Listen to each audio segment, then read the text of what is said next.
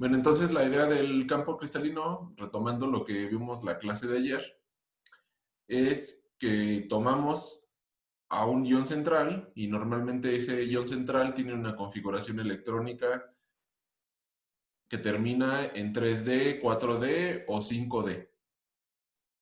No es aplicable a cuando son en terminación S, por ejemplo, el litio, los alcalinoterrios, porque esos son esféricos. Entonces en los D sabemos que tiene una direccionalidad los orbitales. Eso quiere decir que no son anisotrópicos, o sea que están en diferentes direcciones. También podría aplicarse esta teoría a los F, porque los F tampoco son isotrópicos, o sea, no son esféricos. Pero lo más común y para la que tiene más utilidad es para los que terminan en configuración D. Entonces son los metales de transición. 3D, 4D, 5D. Y consideramos que los átomos que están a su alrededor son cargas puntuales. Las cargas puntuales son estas negras y aquí en este caso, por ejemplo, hicimos el ejemplo del cobalto y vimos que algunos orbitales están más cerca de los átomos que están a su alrededor y los orbitales que están más cerca suben de energía. Vimos que suben de energía porque existe repulsión coulombica y esa repulsión coulombica se representa con un signo más, eso quiere decir que aumenta la energía. ¿Ok? Entonces vimos que los orbitales D se encuentran degenerados cuando son iones aislados y una vez que se les aproximan otros iones, por ejemplo este es el caso octaédrico, suben eh, los niveles de energía que se encuentran más cerca de los iones y bajan los niveles de energía que están lejos. Y luego vimos dos casos, que depende del ion, el ion puede ser de campo fuerte o de campo débil, y si el ion es de campo fuerte, eso quiere decir que genera un campo magnético, perdón, que genera una energía de separación, que es splitting energy, entre los orbitales T2G y EG. No hemos visto por qué se le llama T2G, por qué se le llama EG, pero son estas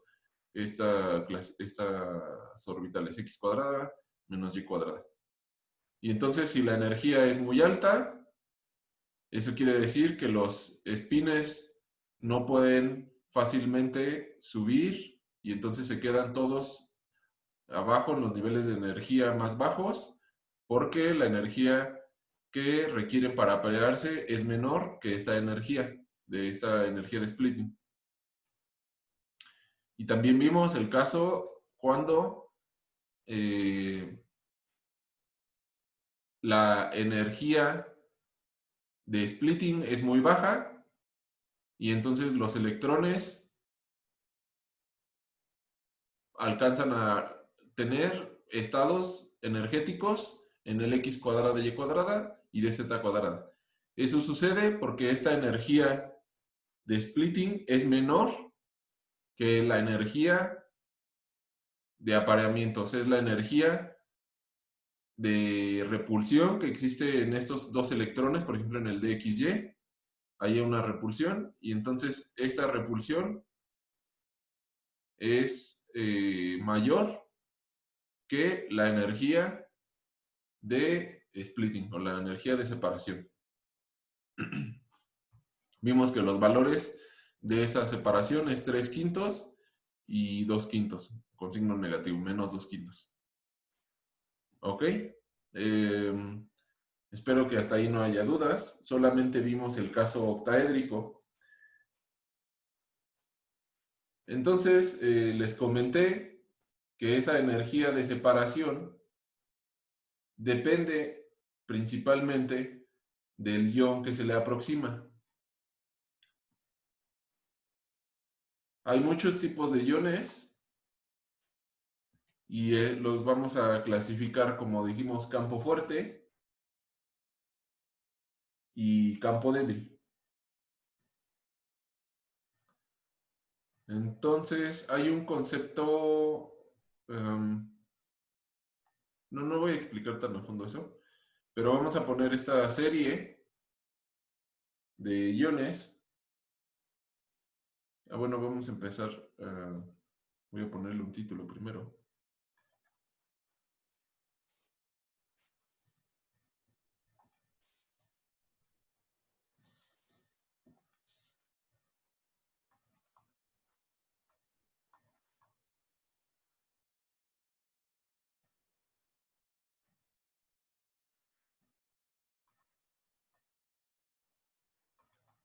Según su campo. Y entonces, del lado izquierdo son de campo débil.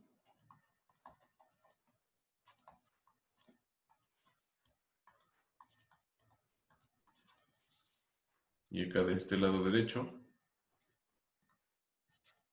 son de campo fuerte.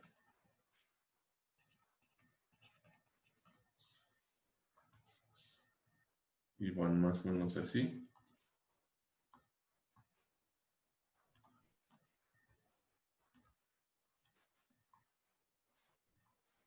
Por lo menos, este es el tiocianato.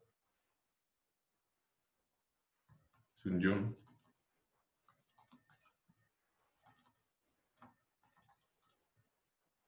Son de los más comunes.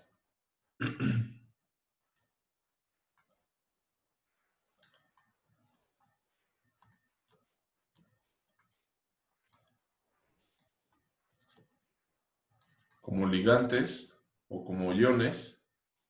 Obviamente hay muchísimos, toda la tabla, pero digo, además estoy poniendo algunos que son comunes en compuestos de coordinación.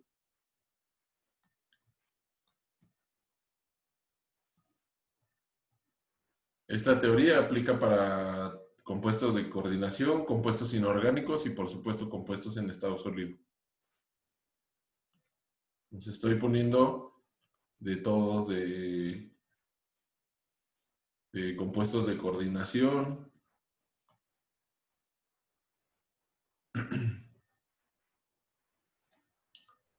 Iones. ¿Me pueden decir así, ven alguna tendencia que decir, según su electronegatividad, este es de campo débil o campo fuerte? ¿Qué dirían?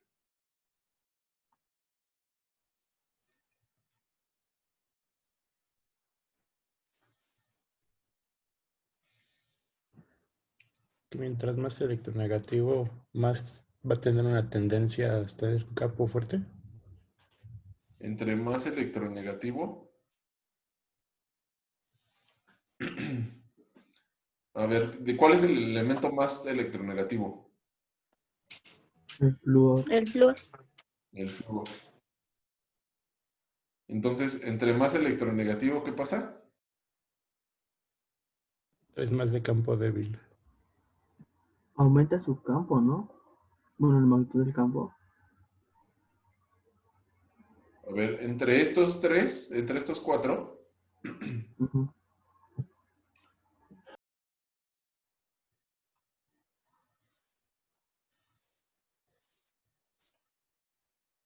la electronegatividad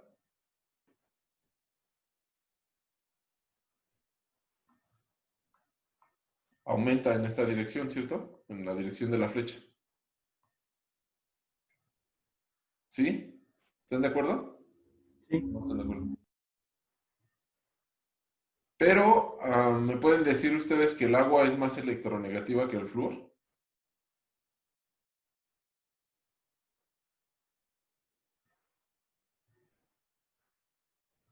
¿O está erróneo ese concepto?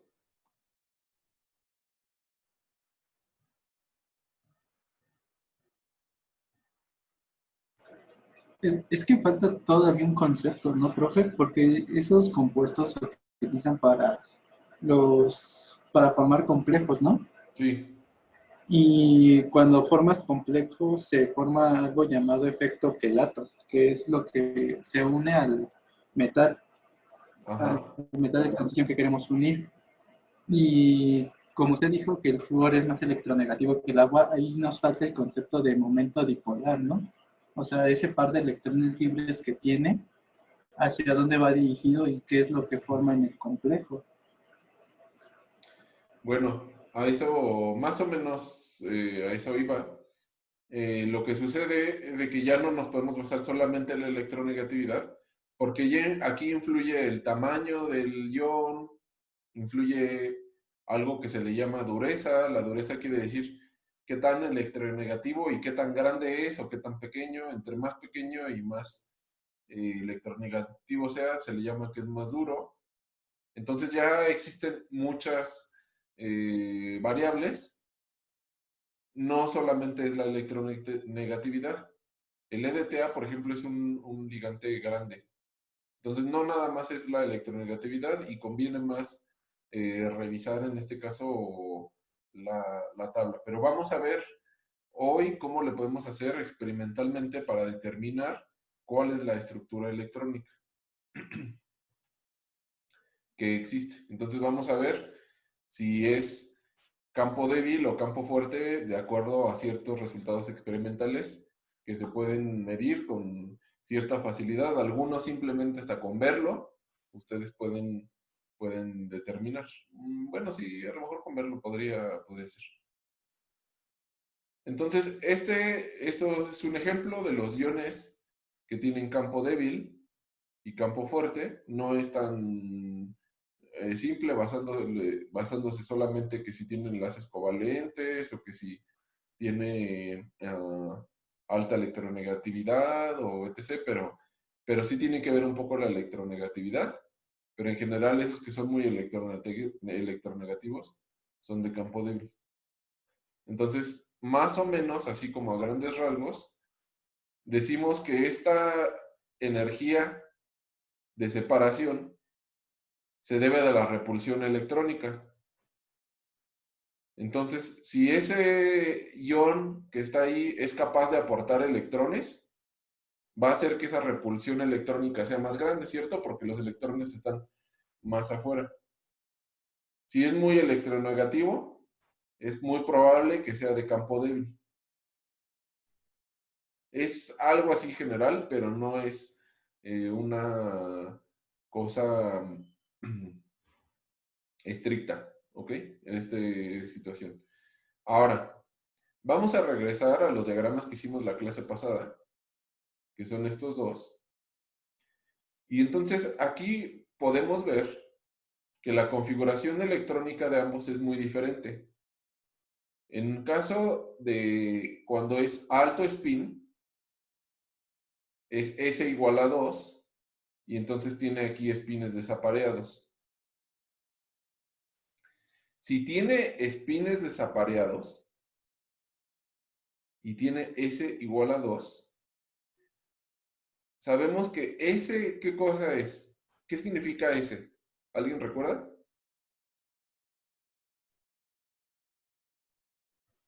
El número total de spin. Ajá, el spin total.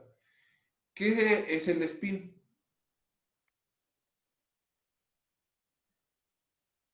¿Alguien me puede decir así lo que sepa de que hasta ahora qué cosa es el spin?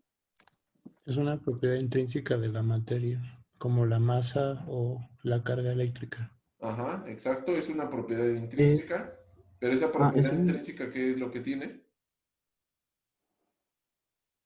Se puede, bueno, en el spin yo tengo entendido que era una propiedad, pero del electrón, no del átomo. Y también, pues, que es un momento angular intrínseco. Momento angular más o menos por ahí vamos. Todas las partículas tienen spin. Los protones también tienen spin, los neutrones tienen spin. ¿Recuerdan ustedes que Dirac encontró que los electrones tienen spin fraccionario, o sea, un medio, y entonces se les llaman fermiones, por tener así. Y con los que tienen, las partículas que tienen spin entero se les llaman bosones. Por ejemplo, el fotón tiene un spin entero. Entonces ese es un bosón. ¿Ok?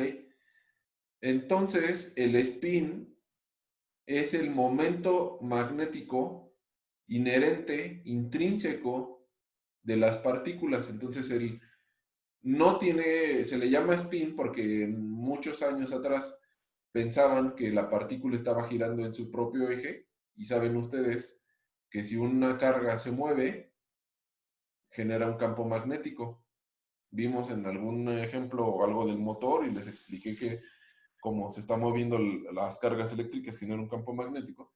Entonces decían, pues si los electrones tienen carga y tiene un momento magnético, ha de ser porque está girando en su propio eje, y ese giro genera ese campo magnético. La situación es que se hicieron los cálculos y para que generara ese campo magnético tan alto que tiene, necesitaría girar más rápido que la luz, lo cual sabemos que eso no puede pasar. Entonces se concluyó o se sabe de que no es que esté girando. Spin significa giro en español, pero no es que esté girando, sino que es una propiedad intrínseca de las materias, de las partículas. Y el spin entonces es el momento magnético que tiene que ver con los electrones. Si el spin total es diferente de cero, ¿qué pueden predecir ustedes de este compuesto? Aquí, así, esta configuración electrónica que está aquí. Si saben ustedes que el spin total es diferente de cero. ¿Qué es paramagnético? Exacto, se le llama paramagnético a la propiedad de la materia a alinearse con el campo magnético externo. Entonces, si aquí hay electrones que tienen un momento magnético diferente de cero, eso quiere decir que estos electrones se van a alinear al campo externo. Entonces, este compuesto va a ser paramagnético.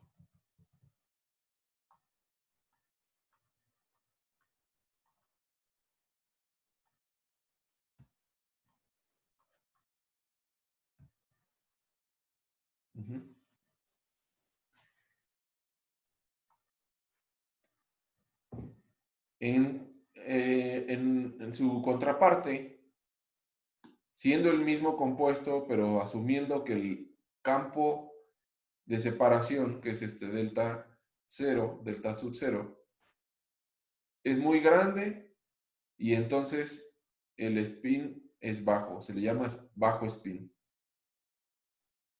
Si es bajo spin, tiene esta configuración electrónica donde todos los electrones están apareados, y entonces el spin total es S igual a 0. Ahora vemos que son los mismos electrones, bueno, la misma cantidad de electrones. Aquí había 6 y aquí hay 6, pero la organización es diferente. Entonces, si se le ejerce un campo magnético, ¿qué sucedería? ¿Qué es lo que va a suceder? No se va a ver afectado, ¿no? Por el campo. Más o menos podría ser la respuesta. No es exactamente que no se vea afectado, pero los spines no se pueden alinear porque hay una razón intrínseca que no le permite a los electrones estar en el mismo estado con igual spin. Si se fijan aquí, esta flecha para arriba significa spin 1/2 de la constante de Planck, y esta spin para abajo menos 1/2 de la constante de Planck. Entonces, debido a que los electrones son fermiones, no pueden tener el mismo spin. Eso solamente le sucede a los bosones. Perdón, no pueden tener el mismo estado energético. No pueden tener todos los números cuánticos iguales. Y como no tienen los mismos números cuánticos iguales, cuando ustedes le apliquen un campo magnético en la dirección, en esta dirección, así, ese campo magnético no puede forzar este electrón a quedar arriba. O sea, no puede suceder que tengamos este estado en electrones. Esto no sucede porque son fermiones. No pueden tener todos los números cuánticos iguales. Entonces, al aplicar el campo magnético, estos electrones no cambian, no se alinean al campo magnético. Y la respuesta, o sea, a esa respuesta se le conoce como ¿qué? ¿Cómo se le, alguien sabe? Diamagnético. Diamagnético.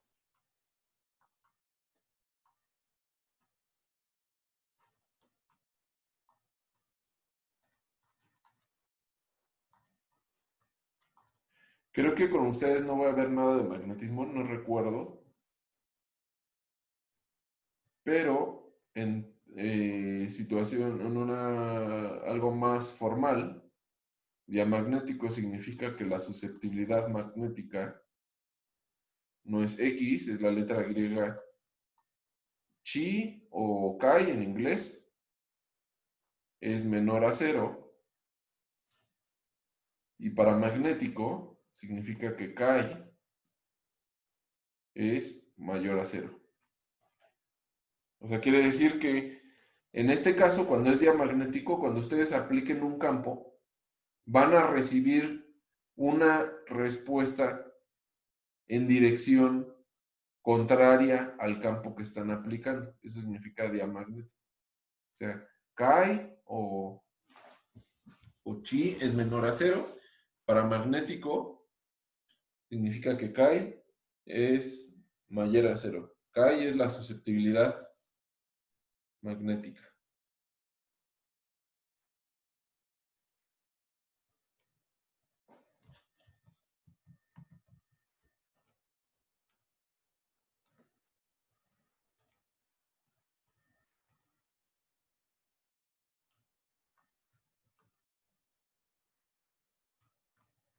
Creo que no vamos a ver nada de magnetismo. No recuerdo haberlo visto en el temario de ustedes. Entonces no voy a profundizar en esto de diamagnético y paramagnético. Pero eso nos dice que entonces esto lo podemos medir, no es solamente un aspecto teórico, conceptual que no exista. Esto lo podemos medir con diferentes dispositivos aplicando un campo. Podemos determinar si es diamagnético o es paramagnético. ¿Hay dudas hasta ahorita?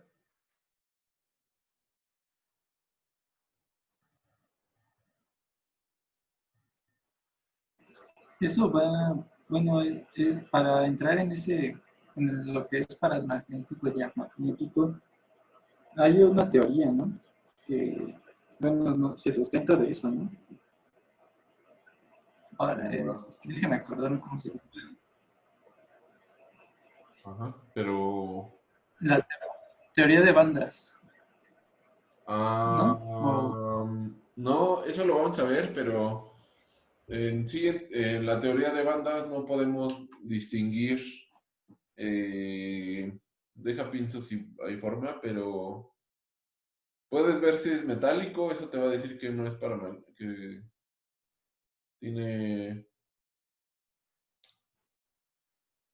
No, realmente no puedes distinguir con la teoría de bandas, porque la teoría de bandas lo que nos dice son cuál es el conjunto de estados, pero no te dice, no te habla de electrones. O sea, no, son los estados vacíos. Pero eso de la teoría de bandas lo vamos a ver. De hecho, ¿Se acuerdan que estuvimos viendo lo del hidrógeno y eso todo a partir de esas ecuaciones de Schrödinger que estuvimos viendo de la molécula del hidrógeno, la molécula B y todo eso? Vamos a desglosar cómo aparecen las bandas, pero todavía no, no vamos a ver y no hay forma de explicar si es magnético o no, porque las bandas están vacías. Hay algunas cosas que sí pueden ayudar, ya un poco más avanzado, cuando hablamos de... hay una cosa que se llama spin polarization y sí ayuda, sí sirve, y luego hay otra que se llama spin orbit coupling y como que sí tiene que ver con las bandas, pero no es muy directo decir a partir de ahí si va a ser paramagnético o si va a ser diamagnético. ¿Hay alguna duda?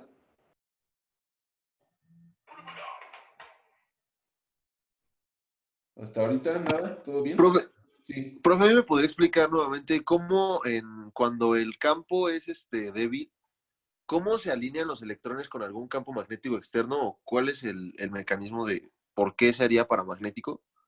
Ajá. La diferencia entre paramagnético y diamagnético es que en el paramagnético el spin total es diferente de cero. Eso quiere decir que hay electrones desapareados y esos electrones desapareados tienen un spin.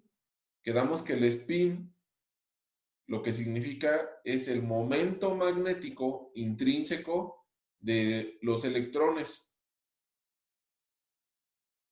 Como tienen un momento magnético que se llama spin, cuando tú aplicas un campo magnético, ese campo magnético intrínseco de los electrones que se llama spin, se va a alinear al campo magnético externo.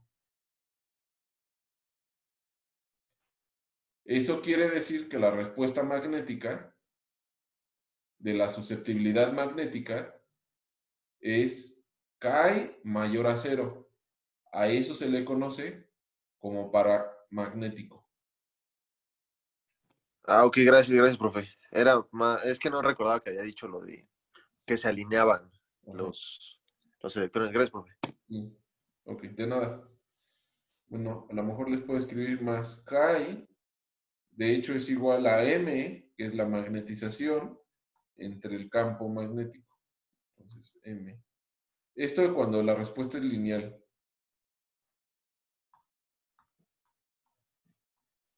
Si es lineal, esto ocurre. M es la magnetización.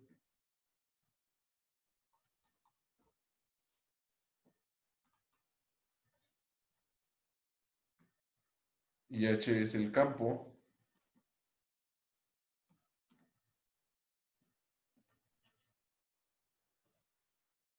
Y le vamos a poner, de hecho, magnitud del campo, porque después, a lo mejor en clases, cuando ven magnetismo, van a ver que hay dos tipos de campo.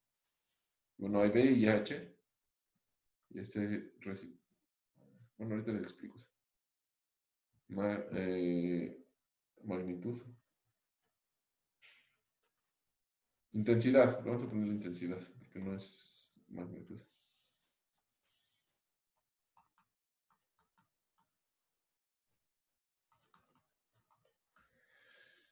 Intensidad.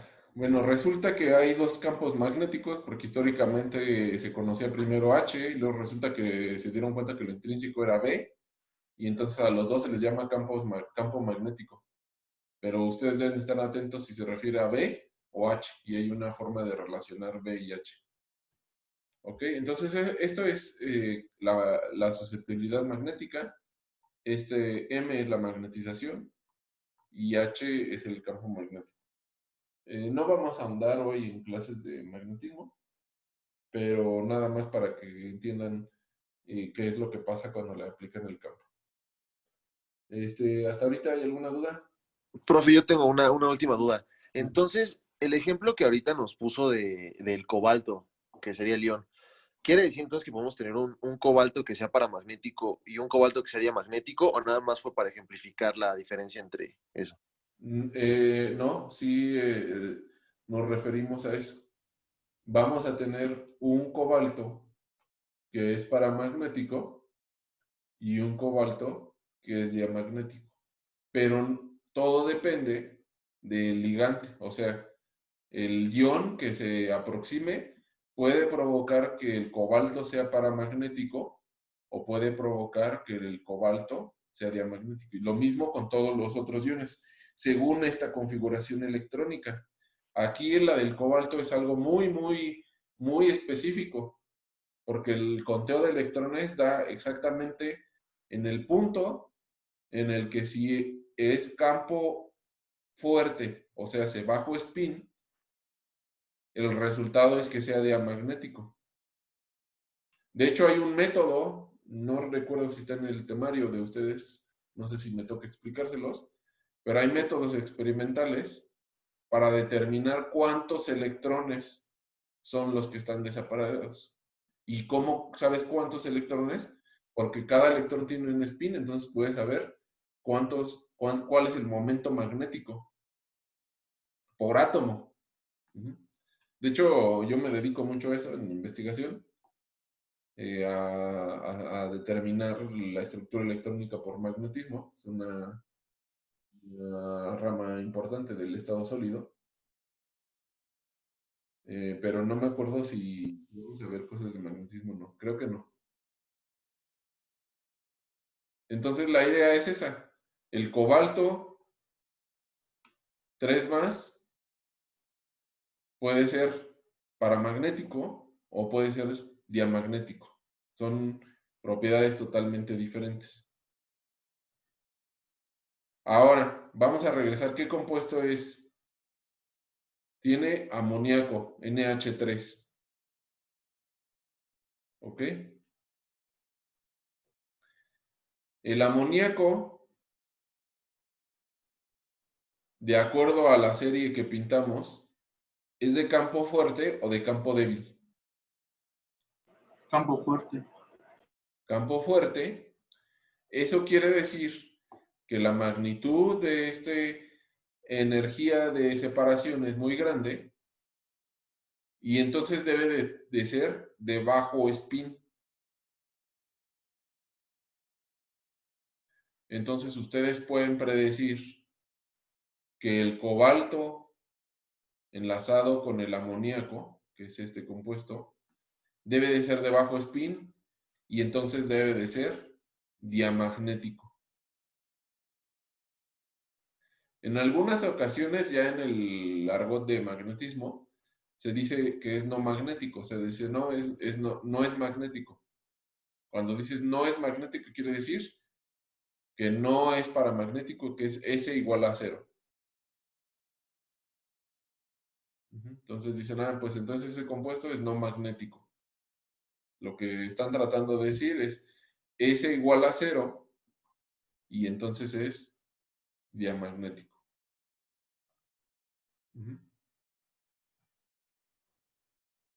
¿Hay alguna duda hasta ahorita? Entonces todo va a depender del ligante y ya propiamente después del ion aislado al que estemos haciendo el acomodo de los spines. Correcto. Depende del ligante o del ion que esté. No siempre le quiero llamar ligante porque esa palabra es muy propia o muy usada en los compuestos de coordinación, pero no únicamente vamos a ver compuestos de coordinación en esta materia, vamos a ver muchos tipos de compuestos y por eso quiero expresar que no solamente le llaman ligante, sino ion, o por ejemplo el yoduro o el bromuro, pues son iones, entonces no es nada más ligante.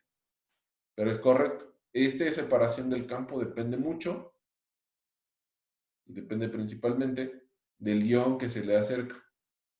Si va a ser campo fuerte o campo débil. También tiene que ver obviamente el cobalto, pero es principalmente el ion que está cerca.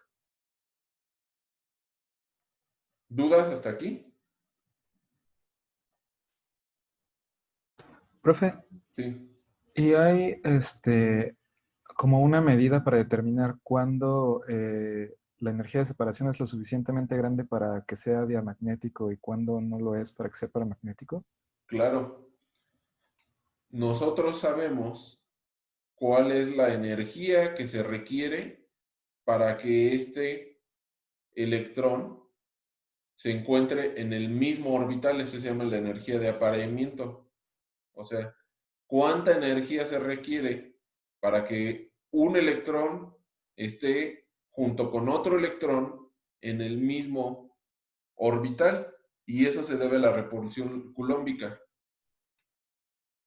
Entonces, si en este caso, por ejemplo, si esta energía de separación es menor a la repulsión culómbica, entonces quiere decir que los electrones se van a acomodar acá arriba, porque al acomodarse aquí, con la repulsión culómbica van a ganar mucha energía. Entonces, los electrones prefieren o siempre buscan estar la naturaleza busca estar en los estados de menor energía. Como esto les aporta mucha energía, este apareamiento, pues entonces se acomodan en los orbitales eje, porque esta energía de separación es pequeña. Pero si la energía de separación es muy grande, al acomodarse acá, pues ganan mucha energía. Entonces los electrones, en vez de acomodarse en los estados de alta energía, pues se aparean. A pesar de que ganan un poco de energía aquí en el apareamiento, esa energía es menor que estar en estados de alta energía. Ok, ¿Sí? gracias. Sí, sí, gracias. ¿Dudas? ¿Y el campo eléctrico también puede afectar que sea paramagnético o diamagnético? ¿Cómo el campo eléctrico? Ajá, o sea, ¿podría influir? No, o sea, si es, acuérdate la definición. Paramagnético es si la susceptibilidad magnética es mayor a cero. Aquí está, con verde. Paramagnético, susceptibilidad magnética mayor a cero. Entonces, susceptibilidad magnética, entonces tiene que ser el campo magnético. Y diamagnético, que la susceptibilidad magnética es menor a cero. Entonces es con el campo magnético, no con el campo eléctrico. Bueno, Si hablas de campo eléctrico, ya sería que sí es la constante dieléctrica y momento dipolar y así, pero aquí este concepto de paramagnético y diamagnético es con el campo eléctrico. Digo, con el campo magnético, ¿ya ves? Emiliano, ya me andas confundiendo. ¿Ok?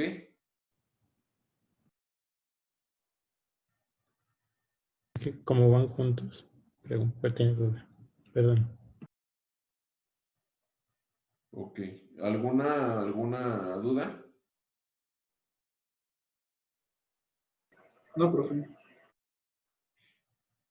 Ok. Entonces, ¿cómo le harían ustedes para determinar cuál es el valor de esta energía de separación? ¿Me pueden decir alguna idea, alguna forma para determinar esta energía de separación? ¿Que se les ocurra un experimento?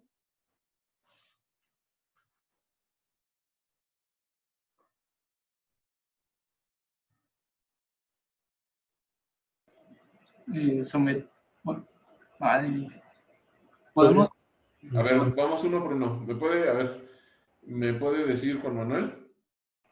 podemos poner un campo magnético y hacemos pasar la sustancia por ese mismo campo Ajá, con dos imanes. sí. Y luego, Dependiendo de si este líquido responde al campo magnético, o sea, se queda ahí, podemos decir si es paramagnético o diamagnético. sí, Y si claro. no, y si el líquido pasa a través de los dos imanes, Entonces nos da una respuesta de que no sé cómo decirlo. Ujú. Sí, más o menos tiene la idea, pero no es exactamente lo que pregunté. Recuerda que no necesita ser un líquido. O sea, de hecho la clase se llama Introducción al estado sólido. Puede ser un material. Ajá. Sí, ese experimento así es. Pones un campo magnético, pones una bobina y ahí esa bobina se llama pickup coil. Y si detecta que el campo magnético del material cambia, o sea, la magnetización, pues ya sabes. Pero la pregunta no es esa. O sea, la pregunta es, ¿cómo mides el valor que existe entre EG y T2G en cualquiera de los dos, en diamagnético Al, o paramagnético? a lo mejor podría ser bueno, tienes el material, le administras energía y la cantidad de energía hasta que se separe esos iones. Mm, Expandiendo sobre eso, podremos aplicar el campo magnético y suministrar energía. Y entonces, si antes de suministrar la energía es diamagnético y después de suministrar energía es paramagnético, podemos revisar cuánta energía le suministramos y así observamos cuál es la diferencia de energía. bueno, más o menos tienes la idea, pero no necesitas saber si es paramagnético o diamagnético. Voy a dibujar bueno, lo voy a copiar nada más.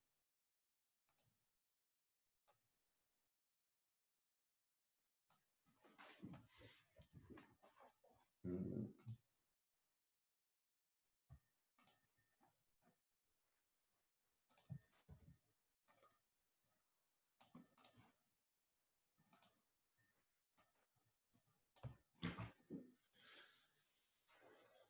Entonces, si ustedes aplican energía para que uno de estos, este es el estado basal, es el estado de mínima energía, pero si ustedes aplican energía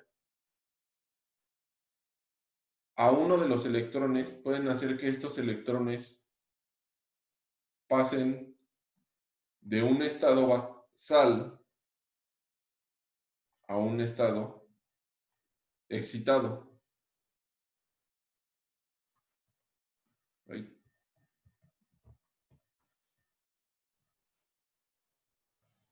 Entonces, al pasar al estado excitado, hacen que el electrón suba de energía. ¿Cómo aplican esa energía? Pues esa energía que están aplicando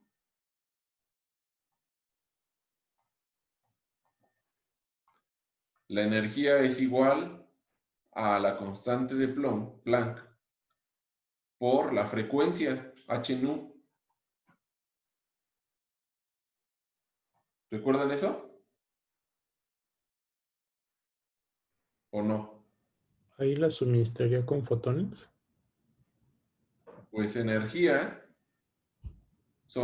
es h nu, o sea, la frecuencia de la longitud de onda de la energía que están aplicando, o sea, fotones.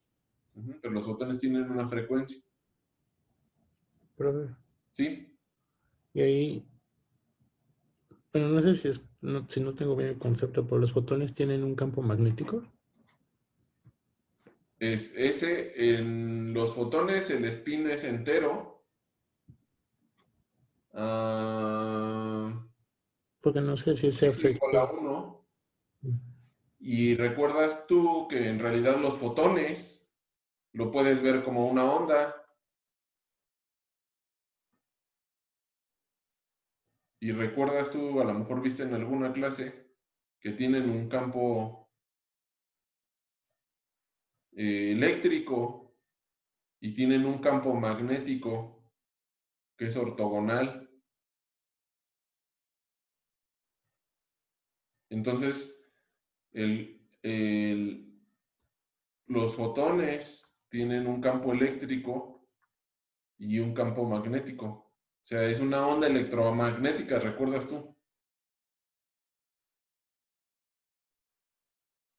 Entonces sí tienen campo eléctrico y tienen campo magnético. Entonces sí, esa es la pregunta que me estás haciendo. ¿Y ese campo magnético podría influir en el ion? Sí, claro que influye. ¿Y eso no afectaría el experimento? Ya muy fino. Pues no, porque lo que tú quieres es medir la distancia energética, no importa si es magnético o no. Ah, ok, perdón. Puedes hacer el mismo experimento con el otro estado. Lo que tú vas a ver es la absorción de energía de los electrones del estado basal a los electrones en el estado excitado. Entonces, E es igual a H nu. Y también, entonces esa podría ser la absorción. Miren la absorción. Pero también, cuando le quitan la luz, este electrón va a bajar nuevamente y va a emitir la misma energía que absorbió. Y esa misma energía pues es igual a E igual a H nu. Nu es la frecuencia, H es igual a la constante de Planck. ¿Hay alguna duda hasta aquí de cómo pueden medir la energía que hay? A mí no me quedó claro cómo se realiza o cómo se realizaría el experimento para medirlo. Uh-huh. Si tú quieres saber cuál es la energía que separa un estado y otro, lo que tienes que hacer es excitar un electrón del estado basal, que es este del D2Y, DYZ o cualquiera de estos, a un orbital de mayor energía. ¿Saben ustedes, recuerdan sus cursos de mecánica cuántica, que en el mundo microscópico no existen estados intermedios y todo viene en paquetes de energía? Por eso se llama cuántica, quantum, que es de paquetes. Entonces, cuando aplican energía, los electrones no pueden quedar en estados que no existen. Por ejemplo, no va a quedar aquí en medio ni en estados intermedios. Ese es el fundamento de la cuántica. No hay estados intermedios, todos en paquetes. Entonces, no va a brincar. Si aplican una fracción de esta energía, no va a haber transiciones. Recuerden ustedes que Max Planck encontró que el efecto fotoeléctrico, dio una explicación del efecto fotoeléctrico, y entonces si aplican una energía menor aquí, no va a haber transiciones. La primera transición que ocurra, la transición que van a ver, es cuando la energía es exactamente un valor posible de un estado de transición. Entonces, la energía que tienen que aplicar tiene que ser suficiente para que los electrones brinquen de energía, o sea, pasan del estado basal al estado excitado. Ustedes pueden medir si esa energía se absorbió o no se absorbió. O sea, si avientan un fotón y desaparece ese fotón, quiere decir que la absorbió. Si no la absorbe, quiere decir que no es suficiente para esa transición. Al aplicar energía suficiente para que el electrón cambie de estado, va a cambiar a un estado excitado. Cuando ese electrón pierde la energía, o más bien se deja de aplicar energía, pues va a regresar al estado original, porque quedamos que la naturaleza siempre está en el estado de mínima energía. Entonces va a regresar al estado original y al regresar va a liberar la energía que absorbió, y esa energía debe ser exactamente el valor de energía de splitting, energía de separación. ¿Queda claro? Ya, profe, ya me quedó claro, ya me acordé. Profe, y yo tengo una duda. Sí. ¿Cómo sabrías que el electrón ya está en un estado de energía más alto? ahí medirías el magnetismo, bueno, medirías el... No necesitas medirlo, pero si lo absorbe, no, o bueno, a lo mejor puedes medirlo al mismo tiempo, de hecho. Puedes aplicar energía y medirlo al mismo tiempo, pero si lo absorbió, eso quiere decir que excitó a los electrones, o sea, no, ya los electrones están en un nivel superior, no puede desaparecer la energía. No puede ser que la energía se, se vaya a la nada, o sea, tiene que aparecer de alguna forma. Y esa forma es esa excitación de los electrones. Ah, ok. Y entonces tendrías que excitar a todos los electrones, bueno, a los 3 electrones que están abajo, digamos, los tendrías que excitar. O cómo sabrías que estás excitando nada más a un electrón. O cómo. Pues porque puedes contar cuántos fotones aventaste. O sea, para un electrón necesitas tanta energía, pero puedes contar cuántos fotones necesitaste para subir la energía. Entonces, sabes, la idea del experimento en sí es calcular esta diferencia de energía. Ajá. Pero si quieres contar todo por electrón, necesitarías saber cuántos fotones estás, cuántos fotones está absorbiendo. Necesitas un sensor que te pueda identificar cuál es la cantidad de luz que estás emitiendo. Pero la idea es de que esa luz, ese es el principio de la mecánica cuántica. Así es como Max Planck propuso el inicio de la mecánica cuántica. O sea, para que estos electrones brinquen, tienen que tener esa energía. La energía exacta, no puede tener menos energía. Si tiene menos energía, que, por ejemplo, que nada más la energía es suficiente desde esta donde está el electrón. Acuérdate que este es un diagrama de energía, ¿no? Hacia arriba es energía. De donde está el puntero hasta acá, puedes aventar 1 millón de fotones, pero no tienen la energía suficiente. Nunca vas a causar excitación a los electrones. Ese es el principio, es el fundamento de la mecánica cuántica. No, aunque tengas 1 millón o miles de millones de fotones que golpeen al material, pero tienen menor energía, nunca logras hacer una transición. Pero con que tengas uno que tenga la energía exacta para hacer la transición, va a ocurrir la transición de un solo electrón. Si tienes dos, pues van a ser dos y así. Ya nada más habría que medir cuántos, si quieres saber cuántos electrones vas a subir, pues hay que medir cuántos fotones está absorbiendo y después cuántos electrones está emitiendo una vez que le quites la energía. ¿Queda hasta ahí claro? Sí, ya, pues muchas gracias. De nada. Entonces, la energía es igual a H nu.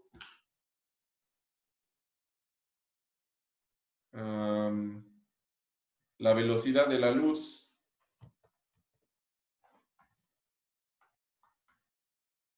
eso es igual a la frecuencia por la longitud de onda. Bueno, lo pinté al revés, longitud de onda por frecuencia, pues lo mismo. Y entonces la longitud de onda, pues eso nos dice si es visible, si es ultravioleta, si es infrarrojo, si son rayos X, etc. Entonces, estas transiciones están generalmente en el ultravioleta o el visible. Esas transiciones energéticas. Entonces, si saben la longitud de onda que absorbe, o sea, el color que absorbe, ustedes pueden saber cuál es la magnitud de esta transición. Ustedes saben, yo creo que en algún momento ya lo vieron, pero si ustedes ven algo de color azul, Me imagino que ya les dijeron que si es algo de color azul, eso quiere decir que absorbe las longitudes de onda que no son azules. Y lo que emite es el azul. Entonces absorbe lo demás y emite el azul, y por eso con sus ojos alcanzan a ver un color azul. Si hay algo que es rojo o que ustedes lo ven de color rojo, quiere decir que absorbe las longitudes de onda que están en otros colores, y las que emite, las que no absorbe, son las rojas, la que se percibe como rojo. En cierto sentido, en cierta forma, lo que vemos con nuestros ojos, si nosotros vemos rojo, eso quiere decir que el material es todo menos rojo. Por eso lo vemos rojo, porque emite o no absorbe las longitudes de onda rojas. Si algo es verde, es de todos los colores menos verde. Y por eso cuando la luz le pega, no absorbe el verde, y con nuestros ojos vemos la longitud de onda verde, pero absorbe todo lo demás. Si lo vemos negro, pues absorbe todas las longitudes de onda y no vemos ninguna longitud de onda. En ese sentido, con saber el color, podemos saber en dónde está absorbiendo y podemos saber la energía que hay en esta separación. Obviamente, no nada más necesitamos no con los ojos, o sea, esta es una forma como descriptiva, como para que se den cuenta qué es lo que está sucediendo, pero lo podemos hacer con un aparato muy preciso que mida la longitud de onda, y entonces si sabemos la longitud de onda exacta, entonces sabemos la energía de separación exacta. ¿Dudas? Bueno, yo tengo una pregunta en cuanto a una aplicación para esto. Si llegamos a tener o a sintetizar un material, Ajá. esto podría ser como una prueba o realizar el experimento para ver si tiene las propiedades que deseamos del material o algo parecido. Exacto, o sea, si tú quieres diseñar un material que sea de un color específico, tienes que calcular cuál va a ser la energía de separación y vas a poder predecir de qué color va a ser, qué color va a absorber, por ejemplo. Podemos saber si va a ser paramagnético o va a ser diamagnético. Entonces podemos ya hacer dos cosas: predecir, o sea, vamos a poder diseñar materiales que tengan propiedades magnéticas o que no las tengan, o que sean blancas, que sean negras o que tengan un color específico. A esto, en ese sentido va orientado esto que estamos viendo hoy. O sea, podemos diseñar, ya vemos aquí las propiedades electrónicas y hasta ópticas.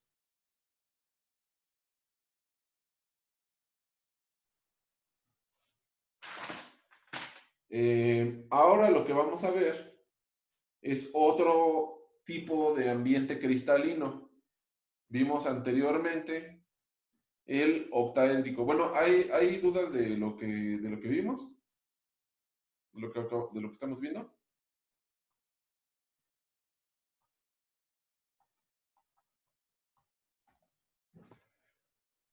Ok.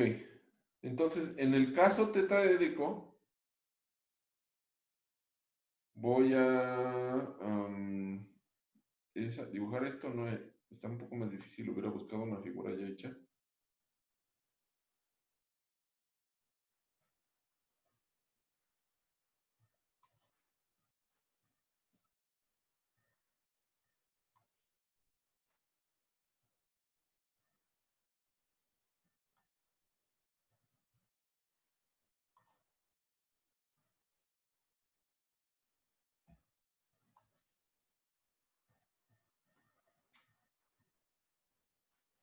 Entonces, ese es un cubo.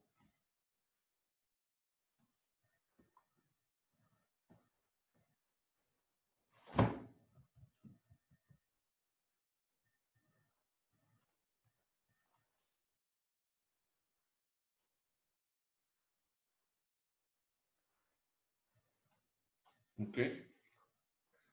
Y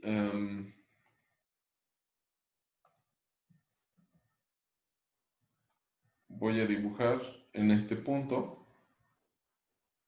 un átomo. Y en este punto otro átomo. Aquí otro átomo. Otro átomo acá. Y un átomo en el centro del cubo.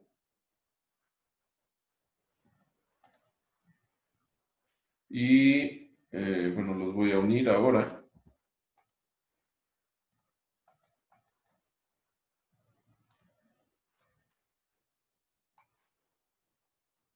A ver, creo que con una línea.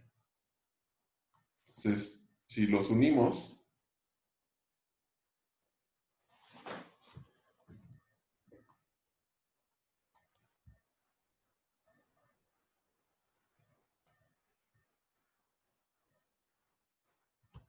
¿me pueden decir qué figura geométrica forma los puntos verdes?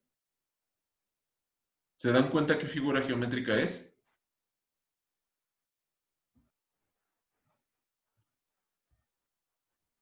¿Alguien sabe o no se dan cuenta?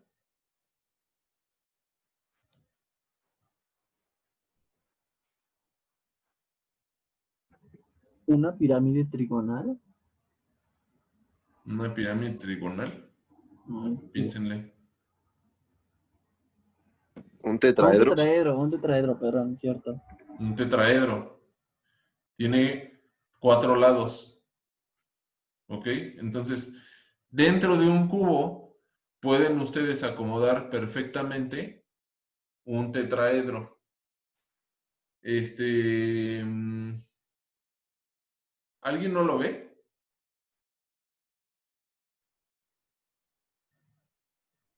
Debía haber hecho esto en otro programa que se llama Blender, que es tridimensional, pero hasta ahorita estoy viendo que no es tan fácil de ver. ¿Hay alguien que no lo ve?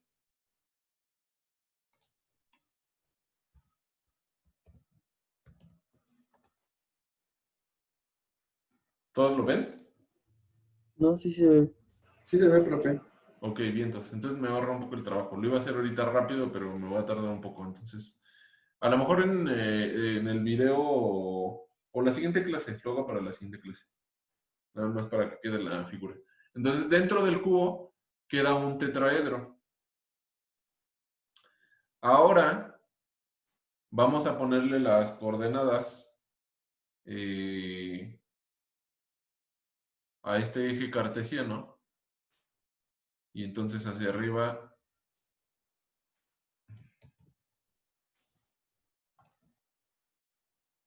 es Z.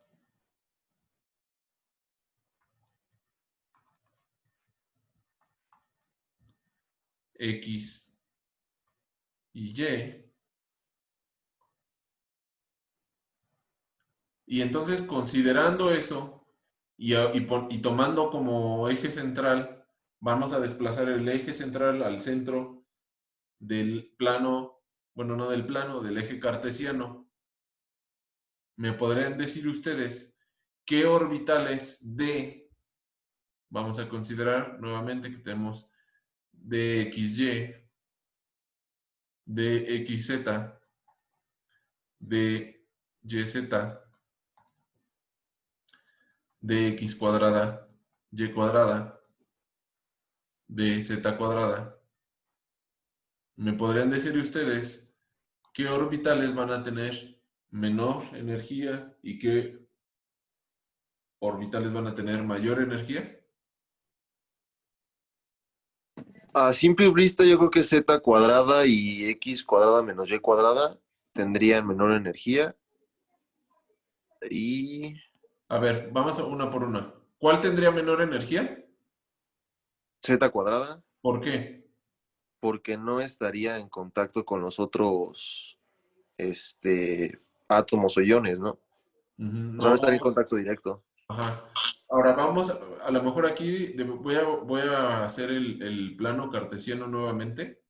para ya recorrerlo, porque así pareciera que está encima del guión. Esa línea la voy a dejar para que se vea que es la parte de atrás del cubo. Y voy a dibujar el plano cartesiano, yo creo que con rojo o con morado. Profesor, ¿no sería al revés? O sea, que dz al cuadrado sea de mayor energía.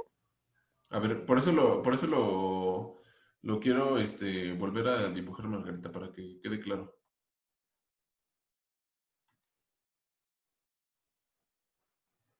Exactamente donde está el punto rojo. Yo creo que esta la voy a hacer así. Exactamente donde está el punto rojo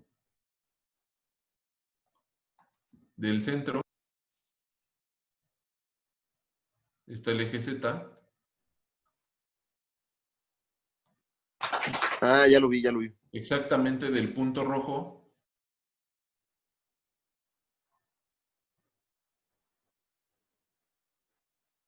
y exactamente en el punto rojo sale el otro eje.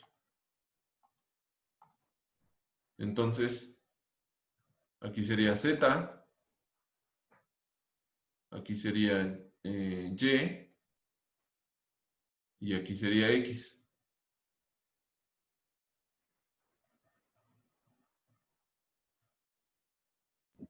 ¿Sí? El de x cuadrada menos y cuadrada interactuaría con dos átomos verdes, ¿no? ¿Otra vez? El de x cuadrada menos y cuadrada está conectado bueno, podría establecer un enlace con los dos átomos verdes, con dos, el que está sobre el eje X y el que está sobre el Y, ¿no? A ver, los vamos a numerar para Sí, facilitar la situación. Le vamos a poner 1, 2, 3 y 4.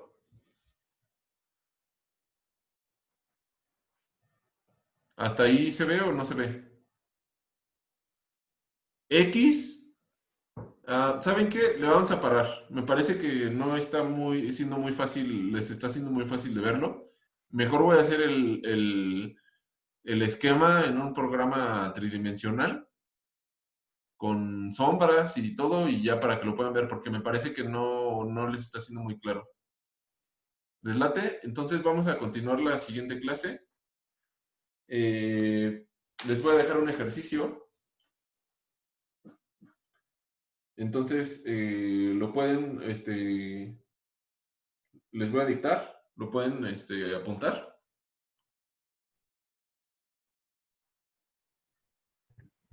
sí. Entonces, la energía de separación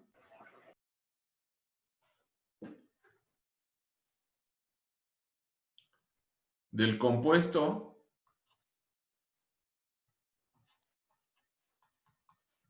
que es este compuesto con el que estuvimos trabajando, es 272 kilojoules por mol.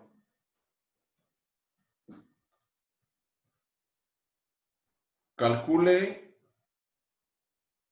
la longitud de onda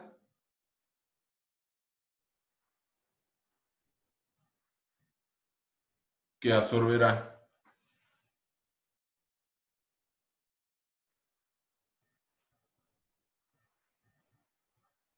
Entonces, háganlo. La voy a poner en Moodle, pero cada persona va a ver diferente valor. O sea, háganlo en su cuaderno para que vean cómo se hace. Y entonces a cada quien le va a salir, por ejemplo, 200, calcule si absorbe 260, calcule si absorbe 270 kilojoules, si absorbe 290, si absorbe 360. Entonces, cada quien va a tener un valor diferente. Pero háganlo en su cuaderno, entiéndanlo cómo se hace y al ratito en la noche Bueno, menos antes de la noche. Espero ahorita nada más algunas cosas aquí en Ciudad Universitaria y me pongo a hacer el ejercicio. Y mañana hago mejor la figura en 3 dimensiones porque me parece, con la pregunta que me hizo Margarita, me di cuenta que no están entendiendo todos bien. Y entonces mejor lo voy a hacer en 3 dimensiones el modelo. ¿Vale? ¿Están listos? ¿Hay dudas o algo? No, profe. ¿No? Vale. Entonces nos vemos el día de mañana. Provecho. Que tengan buena tarde. Gracias, profe. Gracias, profe. Nos vemos. Gracias, profe. Hasta luego. Hasta luego,